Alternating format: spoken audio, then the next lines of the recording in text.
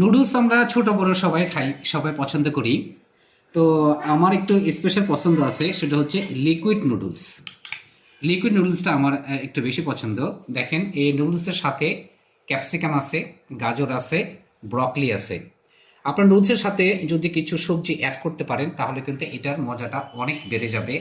আর লিকুইডটা আমি একটু comfort feel করি, আপনারা খাবেন লিকুইড নুডলস খেয়ে দেখবেন, এটা কিন্তু অনেক টেস্টি।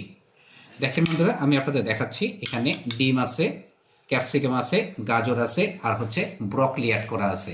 তার মানে কি, আপনি সুন্দর ভেজিটেবল এবং নুডলস সব কিছুর স্বাদ একসাথে পেয়ে যাবেন। তো টেস্ট করব। বিসমিল্লাহির রহমানির রহিম। আলহামদুলিল্লাহ, মাশাআল্লাহ।